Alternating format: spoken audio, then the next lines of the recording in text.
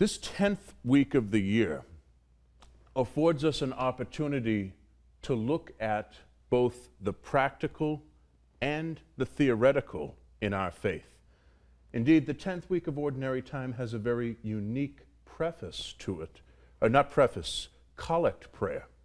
The collect prayer that was said at the beginning of this Mass indicates for us that we discern what is right from God and ultimately do it. It's finding what God has ultimately desired and created for us in life and coming to the realization that we are not simply to let that exist in our minds, in theory, as if it's some kind of abstract, but to really put it into practical use, practical application. And fittingly, this week, the Gospel readings are the Sermon on the Mount, beginning with the Beatitudes and the things that follow, including this particular Gospel, which talks about Jesus Christ relating to the law and the prophets.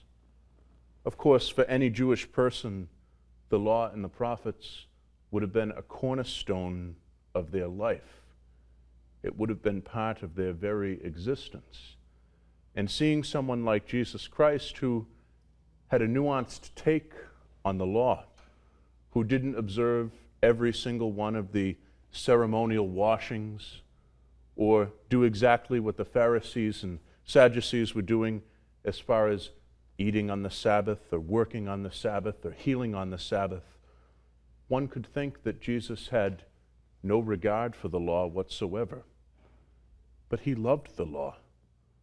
He was a good Jew. He loved the law. And we probably won't read it until later in this week, but if this gospel had continued just one verse longer, it would have said, "Unless your righteousness surpasses that of the Pharisees, you will not enter the kingdom of heaven."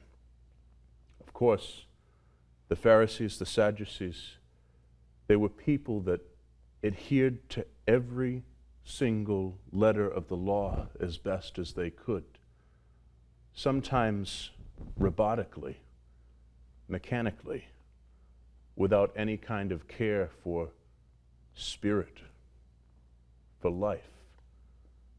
And Jesus said, we must go beyond that.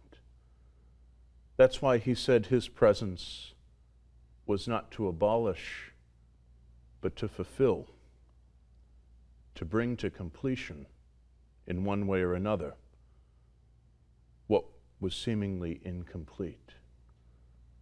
Indeed, as we look at the law of God and the commandments of God that we've been given, in light of this gospel, in light of what Jesus says about teaching these commandments and teaching others to obey these commandments, it's a moment of pause and reflection.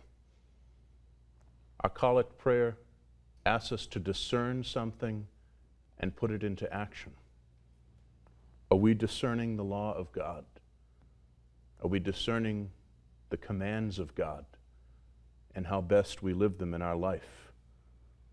How we teach them, especially by example.